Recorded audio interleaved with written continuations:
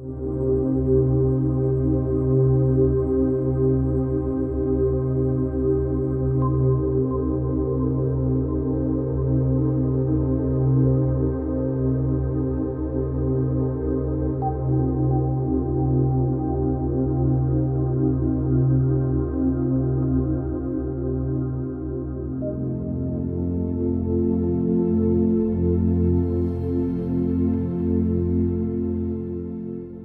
guys, welcome to the Dave Darren Show. It's great to see you guys. I've got Jeffrey checking the show out. I got Greg checking the show out. Ron Beck's here. How's it going, Ron? I can't scroll. Kurt's on here. And a bunch of people are joining now. By the way, let me tell you about the show here before we roll on to the topic of today. This show is going to go on indefinitely. I've thought about it. I'm going to be the Larry King of this show, all right? I'm going to be Larry King, and at the age of 80, when I retire, you're still going to see me on TV because I'm going to take over the prostate health products that Larry King sells online. So you will see me until I'm 90 years old, guys, all right? I'm going to keep doing this show. I'm not going to hang this show up. It's going to go on. It's going to get more and more fun, more and more exciting. We're going to have a blast with it. Tonight, we're going to talk about free energy with Dr. Rasa. I'm going to bring him on in a second. Now, when you think of, by the way, write down the number. Scribble it down. 609-467-4000. 609-467. What? I just lost it. 609-467-4000. Write the number down. Write it down. Keep it in your Rolodex. Anyone still have Rolodexes? Write it down. Stick it in your Rolodex. We're going to talk about free energy tonight. Now, I was thinking about free energy. I want to know all about it. I was thinking about what is free. You see, like Alex Trebek from that show Jeopardy. And I can never watch that show because I seem like my brain is free of brain cells when you watch that show. I can answer like the top question. When they get down to the bottom question, I can't. It's unbelievable. These people are so knowledgeable. And Dr. Ross is very knowledgeable. We're going to talk to him in a second. But free energy, I was thinking, Alex Trebek gets on. He talks about Medicare programs, call for free information. It's free information, right? But is it really, really free? Because really what's going on there is it's information to get you to buy a product. So the initial contact is free, but they're planning on you to call the number, get the information, and then purchase the product, right? So is it really free? Initially, yes, it is. Then you think about like free tickets. You ever go to Las Vegas and you see the people with the timeshares and they're walking, they're giving you free tickets to see these magic shows, right? You take the free tickets. I've taken them before, the free tickets. You go to a 90-minute presentation with these guys with the high pressure sales tactics. You know, I used to have more hair. I went to one 90-minute timeshare, and that's why I have no hair in the front of my head, because of that one 90-minute timeshare. That was not free tickets, guys. If you live in Las Vegas, like Art lived in Pahrump, close to Las Vegas, it's not free. Those timeshares are not free. The other thing I can think of is when you go to a bar and you get a free lap dance. It's a free lap dance the first time. After that, the girl is hoping this next lap dance is going to be paid for plus a tip. So it's not a free lap dance.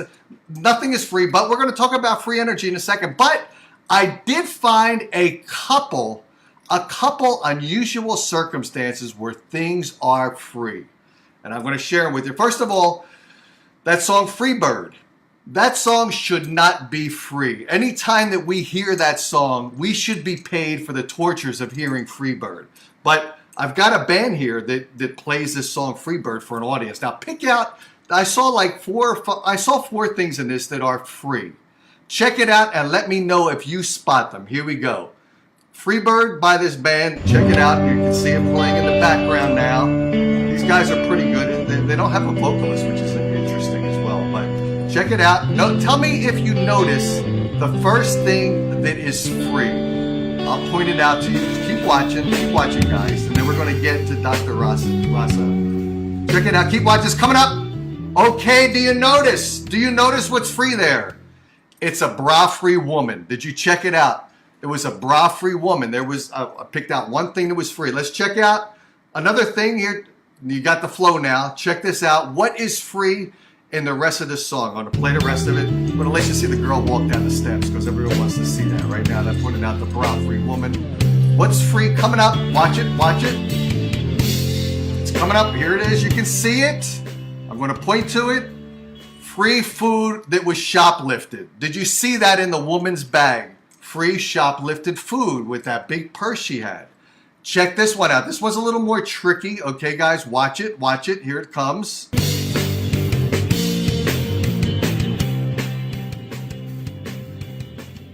Okay, did you see it? Did you see it? That guy freed a booger from his nose. That is another thing that's free. Freeing a booger from your nose is free. All right, and we have one more. See if you spot this one. See if you spot it. All right, guys. One last one.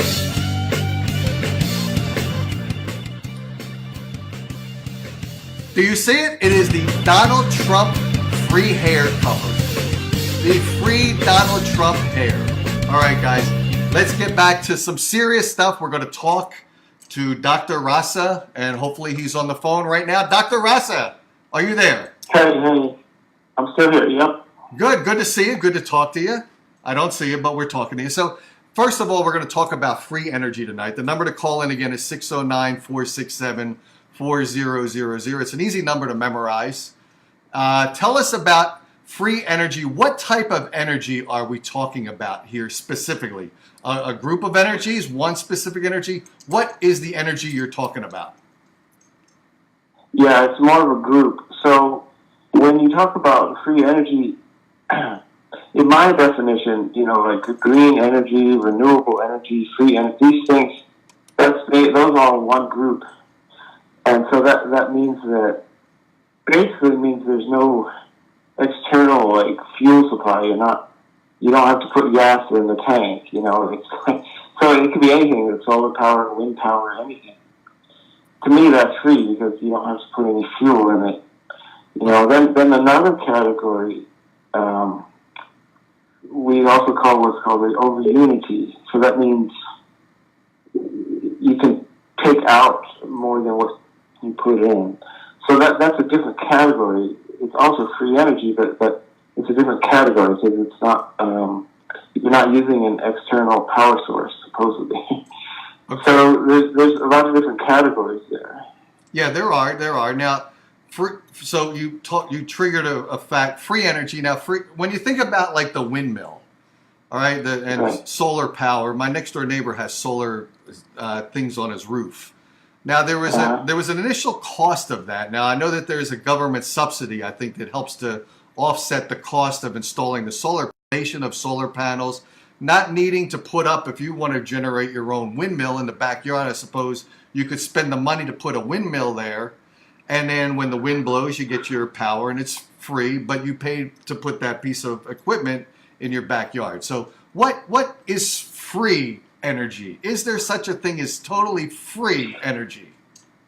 No, I don't believe there is. And so what it all comes down to is the cost analysis. You have certain different technologies, and then your next question will be, what do I have to invest in order to pay off my investment? How much energy can I produce at what price per kilowatt? So this is really what it comes down to is now you have the practical side, which is the price per kilowatt, and then you have the theoretical side.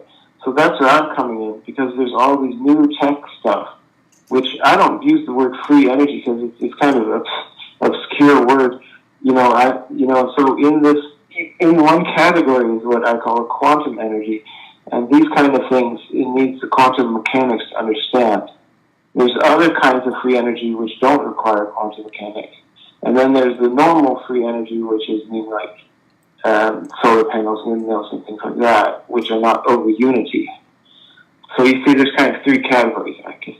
Okay, I got you. Now, let's ask, I'll go into some of the questions people are asking already. For instance, Sparky Parker says, I hope we talk about Tesla. And we do have a phone call here, by the way. Let me get the phone call in here. Hold on. Hello, this is Dave.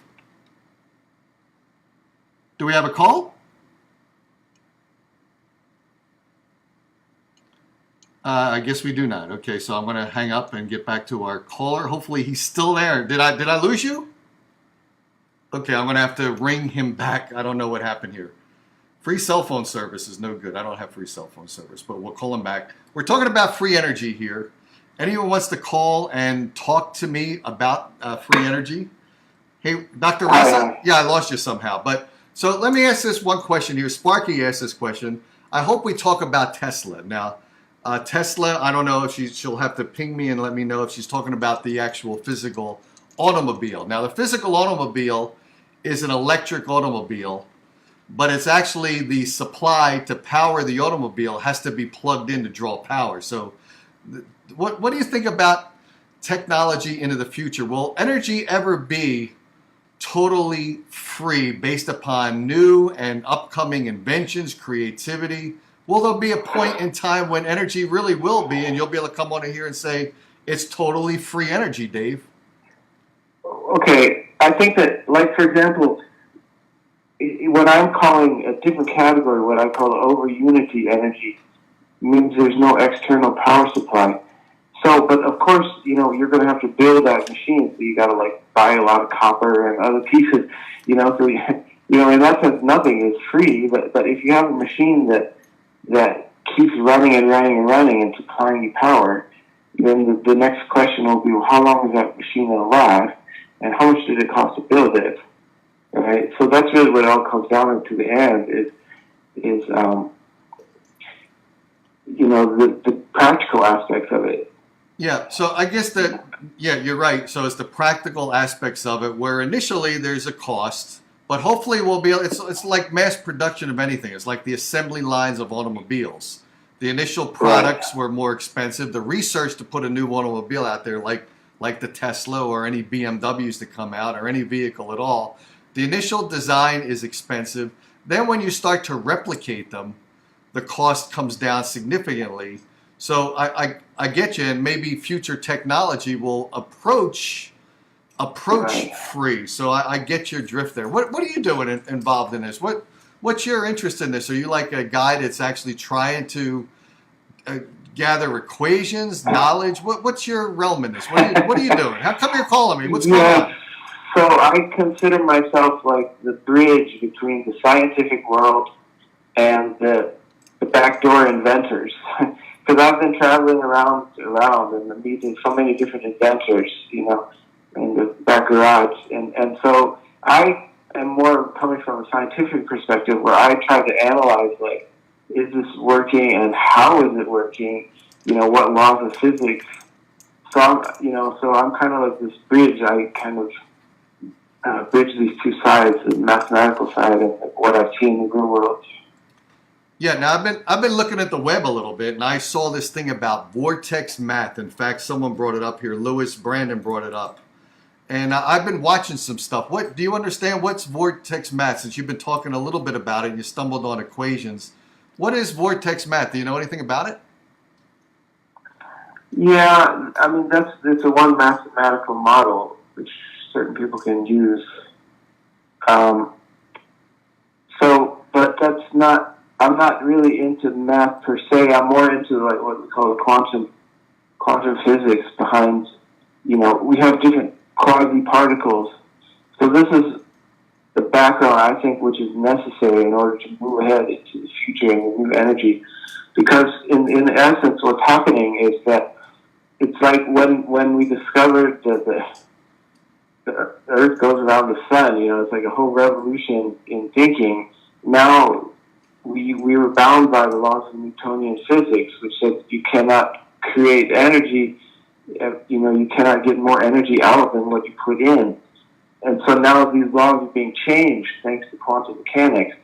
So this is the revolution that's going to take place once, but it's going to be a difficult transition because we have to change what's written in all the textbooks, Yeah, and do you have to change people's thought process from this perspective? When you start changing technologies, remember computers came out, and computers actually took some people's jobs away because things are being automated by computers, robotics, and all that. When you talk about free energy, as we approach it to be low and lower in cost, some of the established fuel suppliers, gasoline and all that stuff, that's going to start to hurt people's livelihoods. Now, I know that there's governments don't like things to be free. They like to be in control of things. So when things are free and government loses control, they're not necessarily happy about that. When corporations lose control, when they lose the ability to change the prices of gas has gone up lately by about 30 cents a gallon in the past like couple months. When they lose the ability to control their pocketbooks by draining pocketbooks of people buying their product, there's going to be a resistance to this. Do you think there will be a resistance to it? Well, there already has been. I've seen several people suppressed, and so, you know, that's the main reason why I moved to China myself, because there we wouldn't have that problem.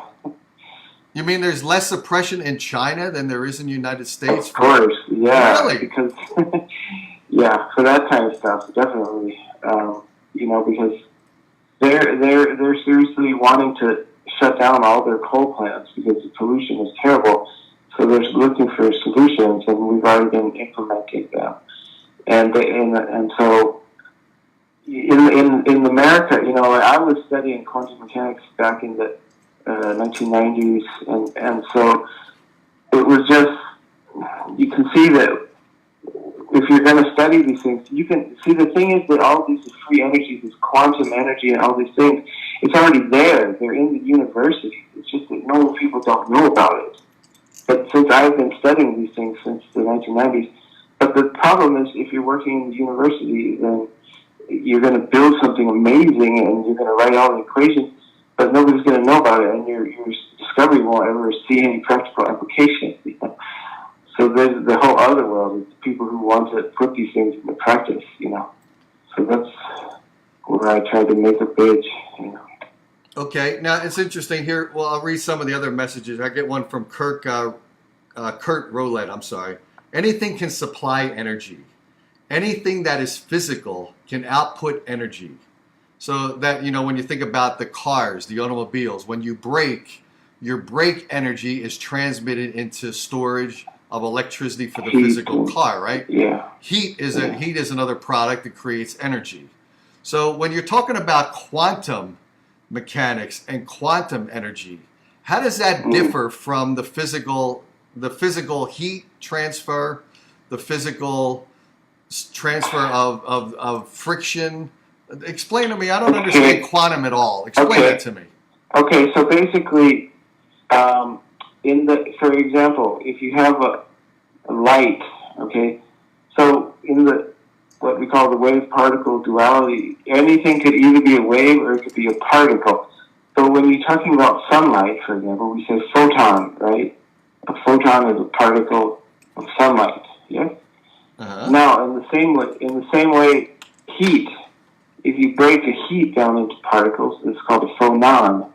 And the same way, if you break a magnetic field down into magnetic particles, those are called magnons. And then, like a piezoelectric, there's called plasmons. Okay, so there's all these different quantum particles, and once you understand these, you can see how these are being manipulated in order to create more energy out than what's going in. So that means you're defying the second law of thermodynamics. So that means only quantum mechanics can explain how more energy is coming out than what's going in. And there's about 8 or 9 different categories where you have to use quantum mechanics to explain these things. Interesting. So it's interesting because you're almost talking about things that we don't necessarily see with our human eyes. When you're driving the car down the road and you press the brake, you know that you're pressing the brake. You feel the deceleration of your vehicle. You can go out and you can look at the physical brake on the car, so you see that. You can touch it and you feel the heat. But you're talking about wave particles that we don't necessarily see, so right? Let me give an example. Good, okay. Because the quantum mechanics does not have very many practical applications in this world yet. But one application is called a scanning tunneling microscope. If you go to a hospital and they give this STM scope, it's scanning tunneling. So that microscope only operates under the principles of quantum mechanics, quantum tunneling effect. So other than that, there really aren't many other practical applications for quantum mechanics. But this new source of energy is one, because this thing's already producing energy, and so it's like now comes to explaining how does it work, you know? Okay. Let me take a caller here. Caller, are you on your phone? Hello? Hello? Yeah, this is Dave. Let me connect you to our guest for the moment. Hold on one second. Okay, Dr. Robbie, I believe we might have a caller. Do we have a caller? Okay. Are you still on the line? Yes. Yes. Okay, yeah. Did you have a question for Dr. Rasa? Okay. I've been trying to get a hold of your program. How can I listen to it? Oh, okay. Actually, you have to go to the Art Bell Experience Facebook live page, and you can hear it that way. If you happen to have missed the beginning of it, you can replay it because Facebook allows it to stay there. But go to Facebook, go to the Art Bell Experience Facebook group, and you can hear the show. And if you happen to miss it, it'll be logged into YouTube to the YouTube archive site. So email me. I'll give the email address out to everyone, too. I didn't know what your guest was an expert on. Yeah, we're talking about free energy, and we're talking about quantum mechanics adapted to free energy. So, Oh, yes. Yes, I've studied that a lot, and I'm involved with that in British Columbia. okay, And but the person I'm working with is more an expert on Nikola Tesla. So, and he's duplicating Nikola Tesla, and he is ready to come out right now with power for people's houses. So, he's an amazing guy. He's doing everything without patents and intellectual property, and he's giving out information for free. So. He's an amazing guy, Gerard Morin, down in Vancouver, and I visited him, and he is very close to finishing and selling the components to change over people's houses. So I'm not involved financially or anything involved with it at all, but I have ordered some of the components now, and I just have 2 more components to go. But Nikola Tesla's technology, he's an amazing researcher who's duplicating it, and he proves everything as he goes along, and I think he has about 30 videos for free that you can watch on the internet. So, wow. Yeah. See. and it's based on vibration, and so you're creating a vibration which you're putting in. It's duplicating what the power people are doing right now. It's pulse DC or pulse AC power. So it's amazing technology, and so this is just pulling in free electricity from the air, or the quantum space, or whatever you want to call it. But Gerard Morin is GERARD MORIN, and he has a website, and I visited him, and I really think he has something that's going ahead in a big way, and it's a powerful source of power. And I only hope that it's done gradually so we don't hurt people's occupations and that. But if this comes out in the next 2 months, I think it will. I already purchased 2 components, and I just have 2 more. But it's using a front-loading washing machine motor, like a Samsung or anything, and so. I'm creating up to 10, creates up to 10, what do you call it, amps and watts, whatever you call those things, I've forgotten now, but it's quite a lot of power. It'll easily power a house. So, but Gerard Morin is an amazing guy. I visited him, and he very generous person, and he's trying to get this knowledge out, but for free, without cost of licenses or anything. And he's not benefiting in any way with this technology, but it's type of cold electricity. So it's radio waves technology, more or less, but it's something Nikola Tesla tried to do, 100 years ago, but J.P. Morgan stopped him. So, and but I think he has something. I visited him 2 years ago, and he was very advanced at that point. But he had to go to China to find out, to get technology made. And if people are interested, I would say go and listen to his videos on YouTube and see what you think of him. But very, very down-to-earth scientist without any technical knowledge. So and he's proving it all as he goes along. And he's an interesting fellow. He's from northern Quebec, so he has a bit of a French accent, but he has very good English. And Okay. and I'd like people to look into it if they can, and because I think he has something very, very promising and it's very powerful, and it's I think it will be something to change the whole world if people are interested. So. Yeah, that sounds really interesting. So let me ask a question here, because you mentioned you have an adaptation. You're purchasing a couple components right now, and did you say Yes. one of them is similar to, or is it a washing machine, or what's? Well, one of the components is actually it's 32 coils with about 28 magnets around it, and almost any front-loading washing machine motor uses this technology, and the Chinese have developed it without telling anybody how amazing it is. So he couldn't get it speeded up past 1500 RPM, so he had to go to China to get the technology to speed it up so that he could get enough volts and amps out of it. So, but it's just using simple off-the-shelf components, and so it's nice that he's using that, and it's a powerful technology, which is amazing. And I really am inspired, and I'm really hopeful this technology can get out. People, he is very adverse to big companies taking over and building stuff. He wants people to look into it themselves and build it themselves.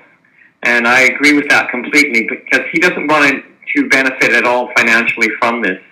And I'm not involved with any of his financial things. I'm just a friend that has visited him in Vancouver. So it's just like 4 or 5 components connected together with some batteries and to get it started. And then after that, you get it going. Then it completely pulls free energy out of the air.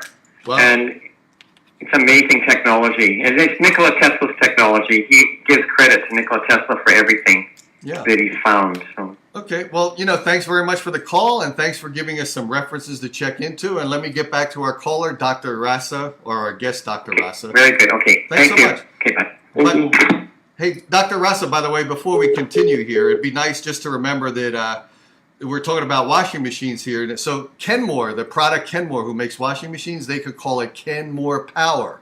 And make sure if you buy that washing machine to power your home, buy the extended warranty, okay? Buy the extended warranty on that washing machine. Dr. Rasa, familiar with what he was talking about?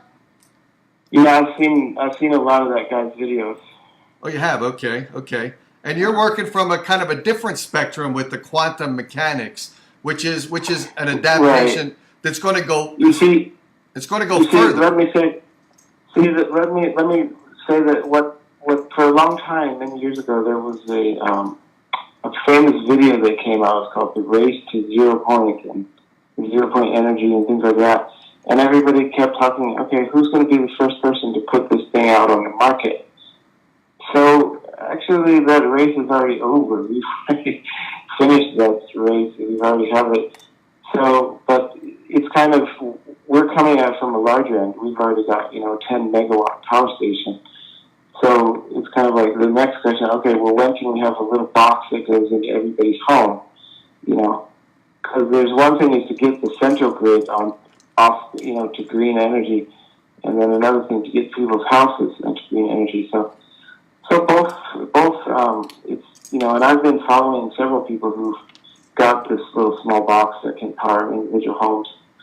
So yeah, it's the revolution's happening already. Yeah, how's that going to help us out with space travel? In space, obviously, I don't know much about space travel at all, but I would imagine a lot of this, when you're in space, obviously you want to have an ability to create power so you can go huge distances. Now, some people believe that there's wormholes out there, bending of space, so that you don't need all the high speed to go from one place to another, but you're still going to need energy to stay out there indefinitely and go at a certain speed. So as we progress with this technology, it's going to improve our capabilities of space flight, obviously, right? Yeah, that was one of the reasons why a lot of these generators which came out a long time ago were all classified as confidential, because they were thinking, we could use this to power UFOs. Yeah. Do you think we're going to need to hire, for instance, government? A lot of people are even responding here. The government is slowing down and/or blocking things that are going on. Do we need to think as we get into the next elections, 2020, 2024, 2028, do we have to stop moving towards politicians that are the career politicians and start electing people into power that are more scientifically thinking instead of career politicians? Do we have to start thinking about politicians that are scientists? Is that the way to go? Because they're blocking us, right? I always said, like, a lot of people say, oh, Obama was America's first black president. Like, well, when are we going to get a Native American president? There should be people we're listening to. Yeah. Well, so, Dr. Rasa, I'm curious about this. When you think about, when you're studying, when you're going into theory about all this stuff, how do people learn this stuff? You get on YouTube, but you can't really grasp. Like, I didn't even grasp everything you're talking about. You won't find anything on YouTube. You just have to search through the scientific databases. Okay. Now, Dr. Russell, let me interrupt you because I think we have another caller. Let me take it. Hello, this is Dave Darren. Do we have a call? Hello? Yep. Yeah. Would you like to talk to our guest, Dr. Russell? Yeah, I had a quick question. Okay, hang on. Let me bind you together. Electing individuals, politicians who, it just seems like there's this secret society of people up at the top who control everything. And, how do we get beyond that sort of thing? Electing the next politician that essentially doesn't have anybody's best interest and knowledge, in mind. I'm just wondering, does the doctor believe that, it's going to take some crazy event to change this paradigm that that creates some type of paradigm shift to literally change the course?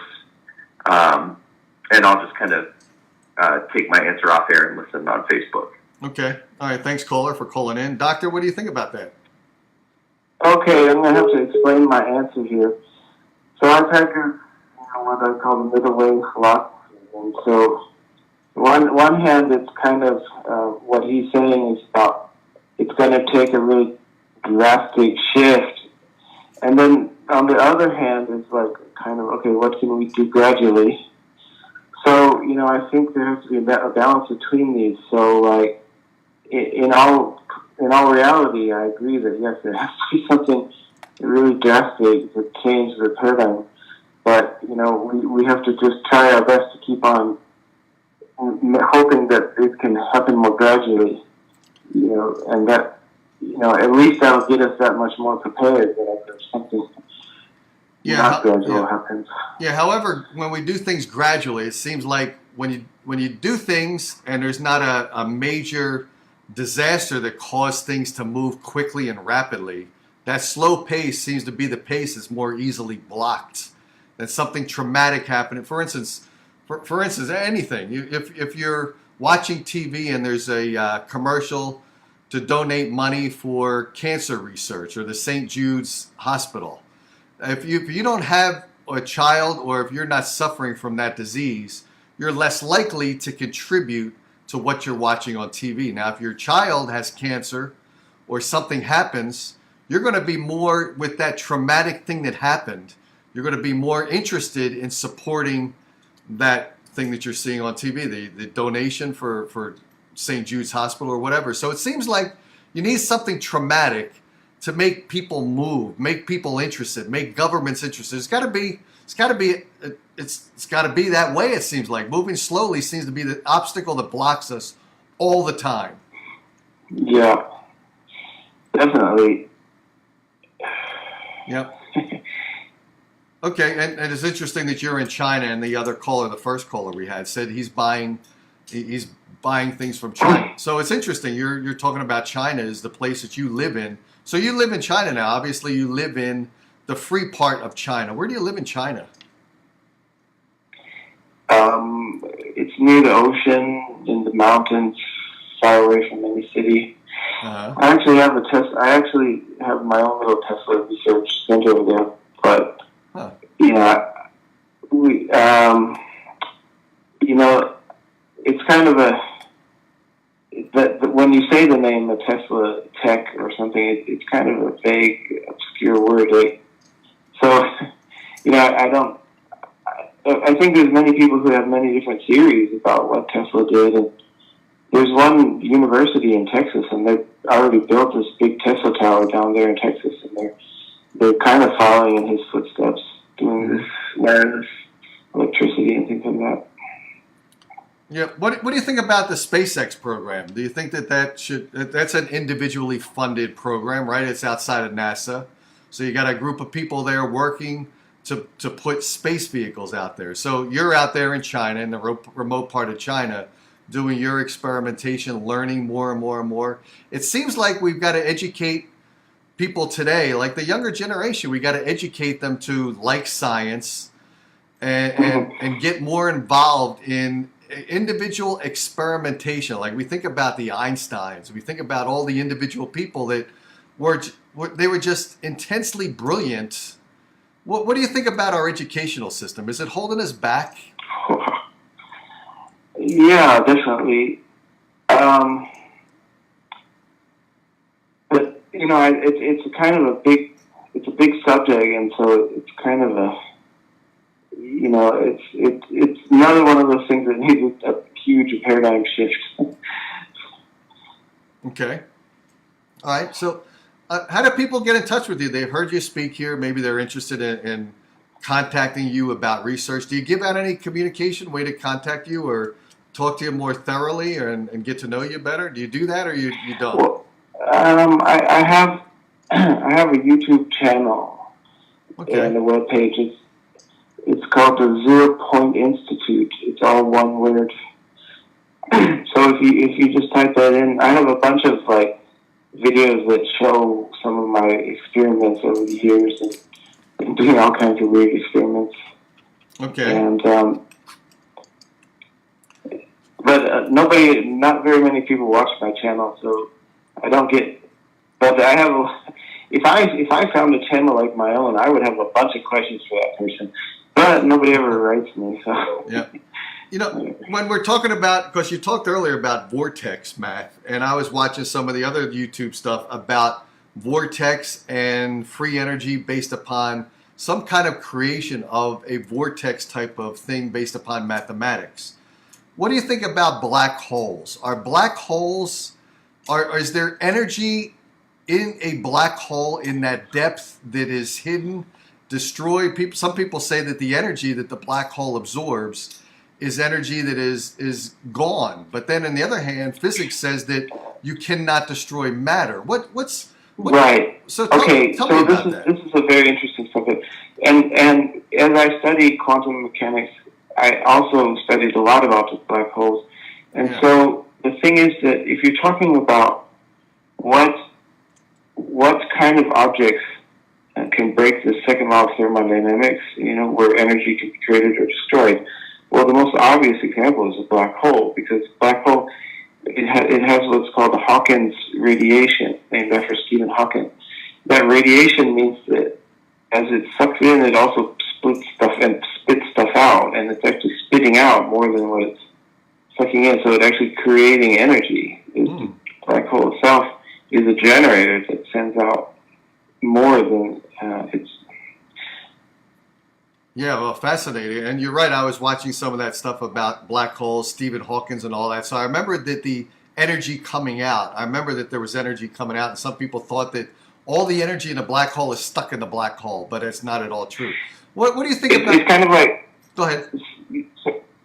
If you have, they say that the space is a quantum vacuum. They call it the Dirac sea.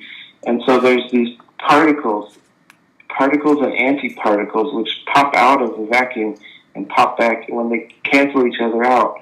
Okay, so sometimes when these particle-antiparticle separate from each other momentarily, one of them gets sucked into the black hole and the other one gets spit out. So you have a positive flow because it just happens at that time when those quasi-particles are splitting. And Yep. What do you think about the creation of the universe? The universe supposedly is expanding, and it's going further and further away. I'm asking you a lot of questions you haven't been prepped for because I don't prep anyone for the show here. But what's the energy of the universe that keeps it from growing and not running out of energy? What keeps it going? I think it's constantly. You see, I'm not a Big Bang proponent. I'm not a proponent of the Big Bang. I think that the universe has always been going, and it's constantly creating and destroying itself. It's like loops, and it all depends on the black holes. Sometimes things are being created, and sometimes things are destroyed. So it's constantly growing, and it has always been. Yeah, but the black hole is not destroying because it's absorbing but letting out energy at the same time. So the black holes aren't really causing a destruction of anything at all, or are they? Are they taking things? Well, okay. You see, the thing is this: when you talk about that, it actually becomes kind of a spiritual subject because then they say that inside of the black hole is a point of singularity. So, for example, if there's a black hole at the middle of a Milky Way galaxy, and there's a black hole at a center of another galaxy, which is millions of miles away, that point of singularity in our galaxy is the same as the point of singularity inside of their galaxy. So everything is connected in that point of singularity. So nothing is really created or destroyed because they're all connected at that point. So are you talking about like alternate universes? Is that what you're talking about there? The point of singularity and are you talking about alternate universes where I may exist somewhere else? I think that word, you can use that word, but I kind of don't like to use that word because it could be alternate, it could be the same thing happening in this universe. It wouldn't really matter. That word is a kind of a subjective word. Yeah, well, what word do you use instead of alternate? Do you have a word for it? What's your preferred word? Ooh, well, I mean, it's just, okay. Not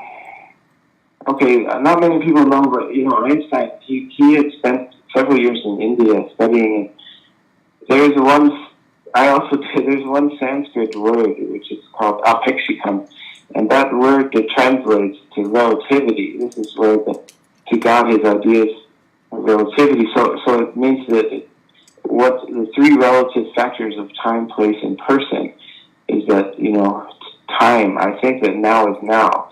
Place, I think that here is here. Person, I think that I am I. So these three factors are relative, and it changes according to who or what or when.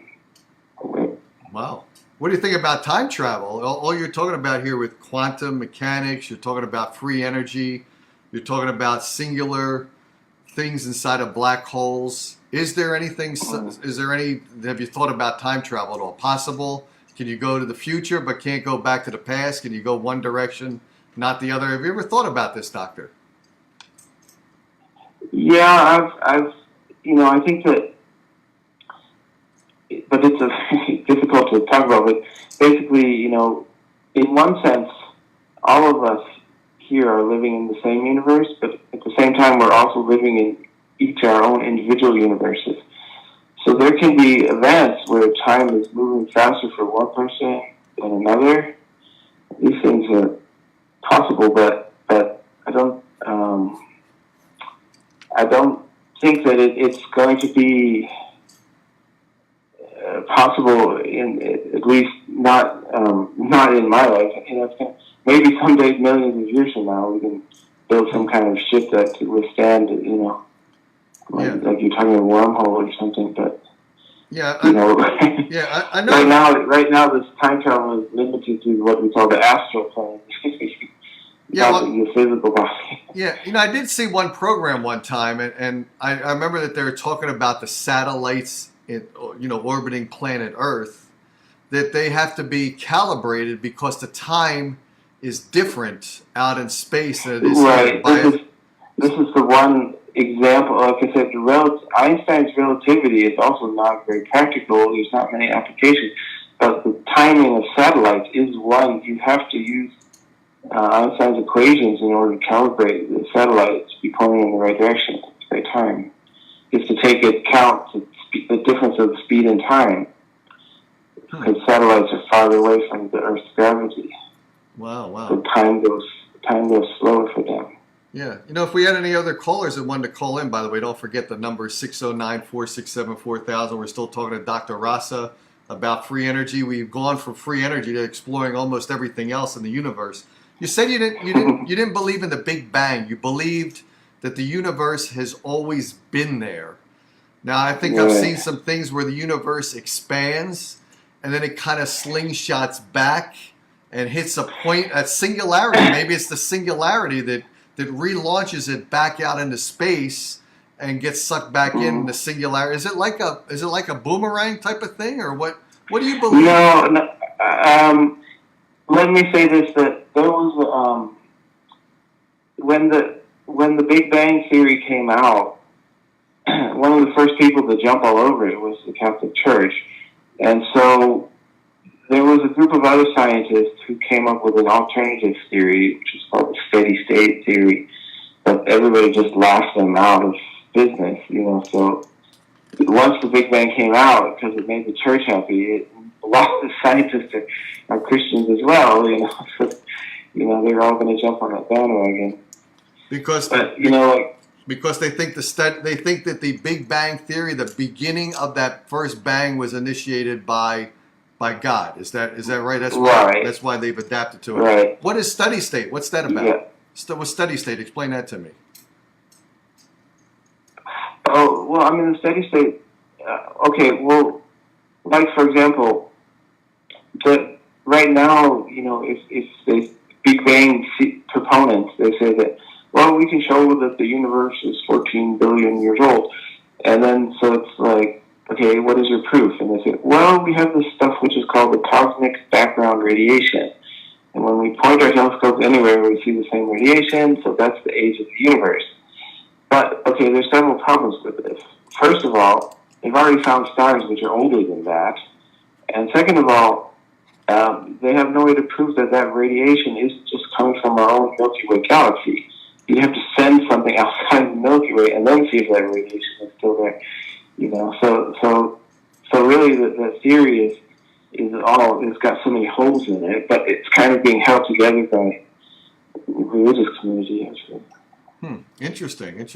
Is math the solution to all of this? Is studying the equations, figuring out how they work, is that a solution to everything? In other words, you said in order to study background radiation, we have to actually leave the Milky Way galaxy and understand it from a different perspective. But can we solve all of these things based upon theory and mathematics and hit it dead on and be pretty accurate?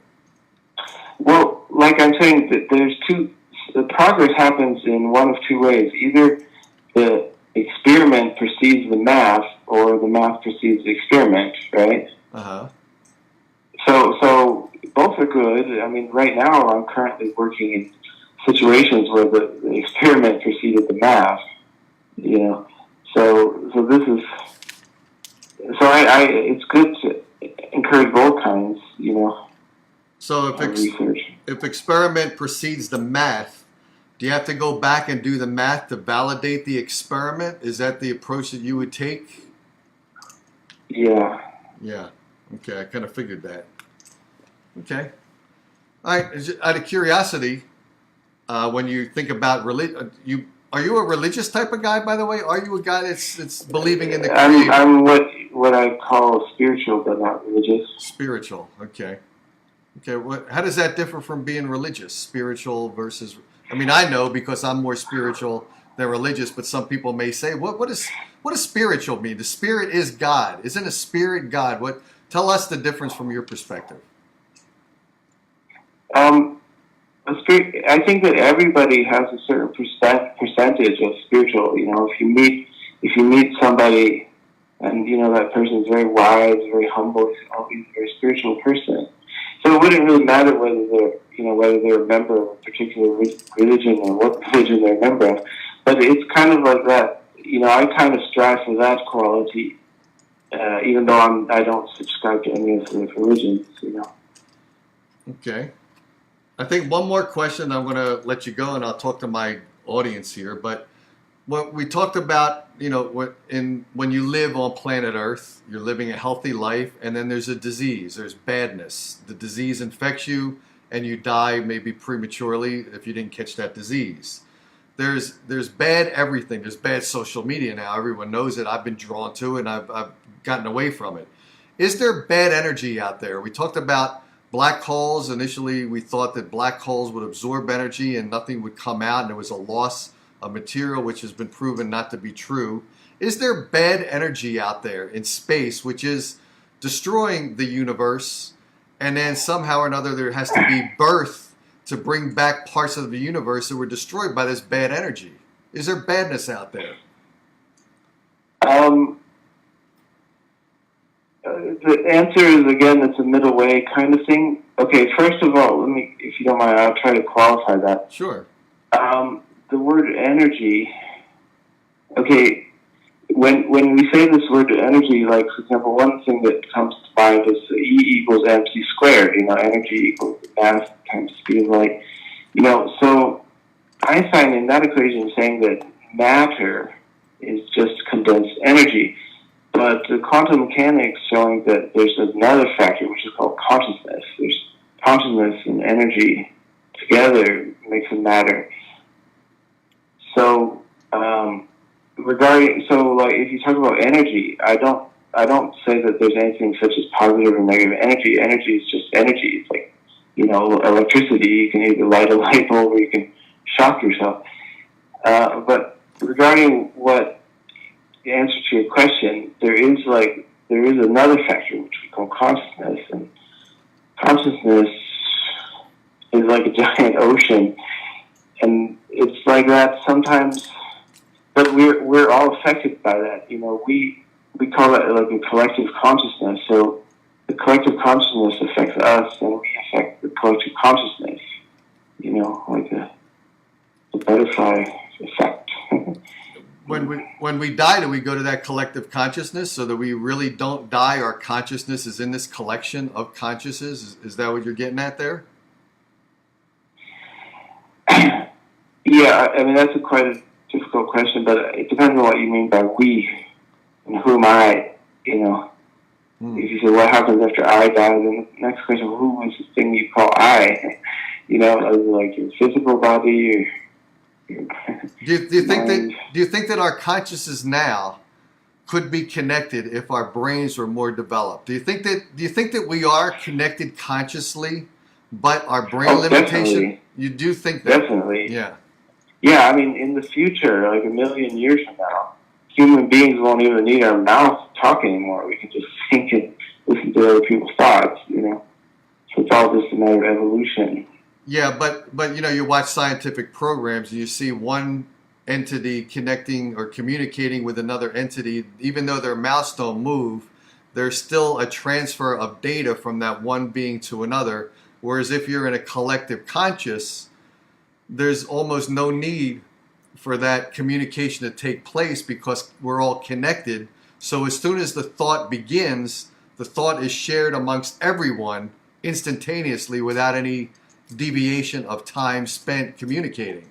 Wouldn't that be true? Yeah, I think that is that such a reality does exist, where there is a realm where the singularity, where one thought is known and shared by all. Yeah. Wow. Well, we talked about a lot tonight, and I feel every time I talk to someone.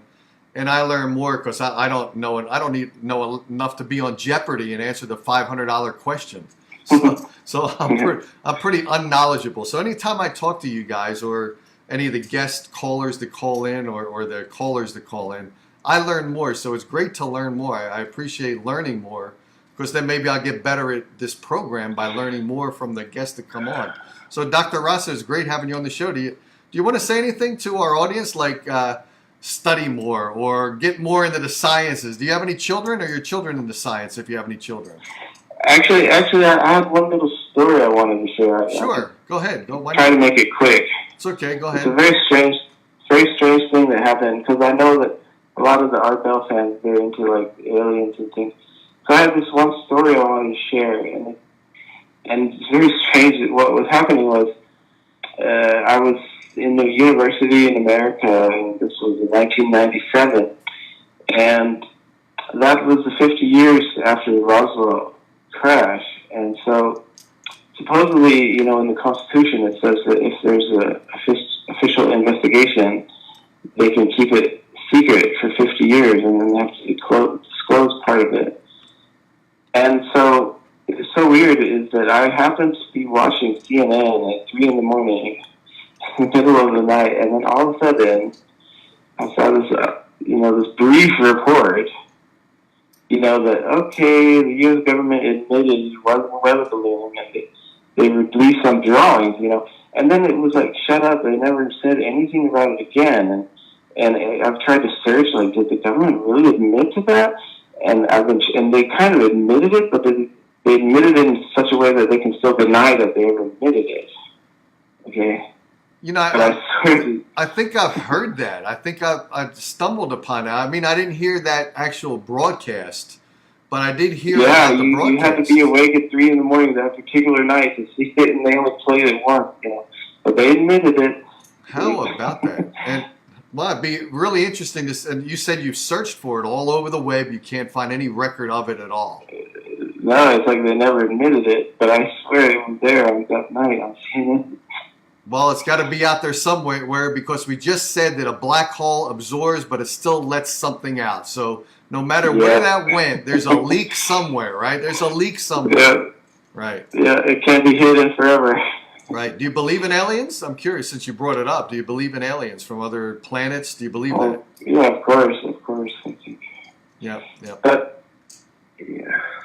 Wow. But that does, I'm like a lot of, like you were asking me a question earlier about space travel. So for me, I'm more interested in solving the problems here on Earth right now than I care so much about going to other planets or things. I would rather see more money spent there.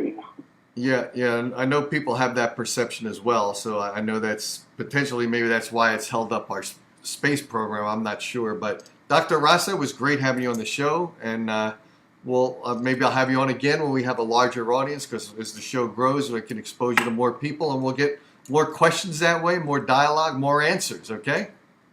Okay. Great having you on the show, man. Thanks a lot. Yep, thanks for having me. Yeah, have a great night. All right, guys, so that's the end of the show. Some of you guys called in. We talked to Dr. Rasa about free energy.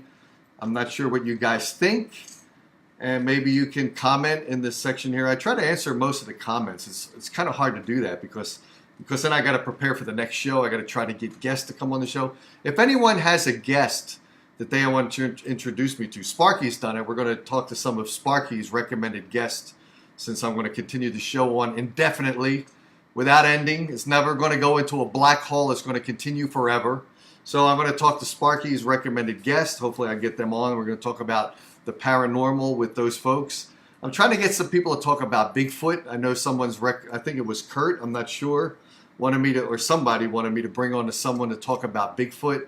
There's a lot of topics out there. There's a lot of topics, but since I'm very new to doing this show, there's not a lot of people that I can communicate with who can talk intelligently about the topic. So if you happen to have someone that could contribute to the show as a guest, that'd be great. If you do, then make sure you give me a call. You can call up the 609 phone number, but my direct number, so that I can talk to you more without the guest line, is 480-236-2111. It's an easy number to memorize too, 480-236-2111. It's an Arizona number. It's funny, Art Bell did his show in the high desert. I do mine in Phoenix for the low desert. So let me know who you got in mind to be a guest on the show, so that we can all share the enjoyment of that guest. If you want to email me, it's dave@davedarren.com. I may change that email address in the future. So we'll look, maybe I'll have a new address out there. But that's it for today. By the way, Sunday, the Easter show, I don't have a guest coming on because everyone's busy on Easter. I said earlier I was trying to book the Easter Bunny. He's booked solid. I tried to get Santa Claus on, but he's busy building toys already for Christmas, so he's busy. I can't get him on. So I'm just going to do a show with some crazy stuff I'm going to talk about, share some crazy videos. Let me take a sip of water here. And then on Wednesday, I have a guest coming on who lives in Pahrump, Nevada. Now, we all know Art Bell's from Pahrump. I've got to go out there and check out Pahrump. I go to Vegas enough. So when I'm in Vegas, it's only 60 miles away to Pahrump. I got to go out there and see if I can talk to some people who might have met Art Bell, who know about Art Bell, who know anything crazy going on. I've seen some videos of his house, and I see that it seems like it's unoccupied. I wonder if all the antennas are still out there. In fact, there seem to be like 13, 14, 18 antennas out there. I don't know why there's so many antennas around his establishment. I have no idea, but it'd be interesting if the antennas are out there because the aliens decided, you know what? Art was always talking about us. Let's take up lodging in Art's house. Maybe they're out there. Maybe they're the alien abductions. Maybe we ought to break in and we'll see a bunch of bodies on the stainless steel tables being dissected and experimented upon. Maybe they're all in Art's house. I don't know. It seems like a pretty secluded place in Pahrump, Nevada, where they could be doing stuff like that. Could be aliens in Pahrump. It's not that crazy to think about it. So I'm going to have a guest on from Pahrump on Wednesday. And the reason she's on Wednesday is because she works on Thursday. So I can't get her live. I want to have her live on the show so you guys can call in and talk to us. So next week's Thursday show, if I have time to do a Thursday show on top of a Wednesday show, I'll do back-to-backs Wednesday and Thursday. If not, join me Wednesday night, same time as usual, same time as the Thursday and the Sunday show, which is 10 o'clock Eastern Time, which is 7 o'clock Pacific Time. So that's the Wednesday show. We're going to have a guest on from Pahrump. I'm going to do the little promotion for her right now. And I'm going to say goodbye to you guys tonight. Thanks for the callers. Thanks to our guest, Dr. Rasa. It was a great talk about free energy. Maybe we learned something that was pretty deep, right? It's deep. You gotta know stuff and you gotta learn stuff. So again, join us on Sunday. I'll have the show. I'm going to still be live. So if you want to call in during all the crazy shenanigans I'm going to put out there, call in at 609-467-4000. I'll see you Sunday. I'll see you Wednesday. Hopefully I'll see you Thursday as well. For right now, I'm going to play the little intro to the Wednesday guest from Pahrump. Here we go, guys. Thanks for joining, by the way, and making sure that the show is enjoyed by you, enjoyed by me. Collectively, we enjoy it together. Here we go, guys. This is the Wednesday show, little promo I got going on. Here we go. Stefania. Hi. Hey, how are you? All right. Do you see me? Not yet. Not yet. Do you see me? I see you. Oh, that's bad. Okay. Sorry to give you that horrible image. You know what? Let's do a little promo for the show here. We found out a lot of things about Pahrump. It means water rock. Oh, see, you know what? I thought this is what I thought it meant. I thought that you had a lot of speed bumps. And when you get a car to hit the speed bumps, it says, Pahrump, Pahrump, Pahrump. That's what I thought it was. So, haha, jetzt warte mal. Wart mal, Bursche, jetzt wollen wir mal sehen. So. Ich auf die Blumen, hierher, komm hierher. Ja, so. Oh, jetzt kommt er, jetzt kommt er. Lass mal Papa ran, lass mal Papa ran. Jetzt müsste er sein.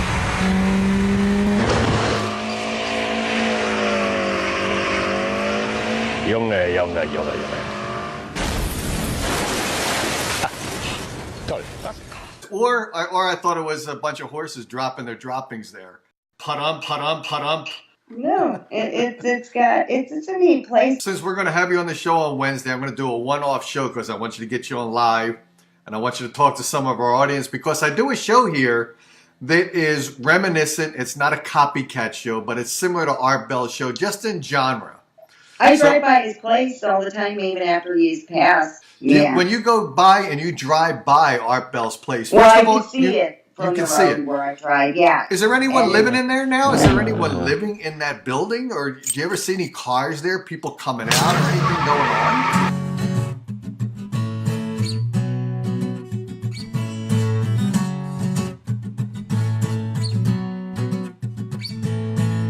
Well, I never knew I had Martians in my garden. And I never knew there were aliens on my roof. I turned on my radio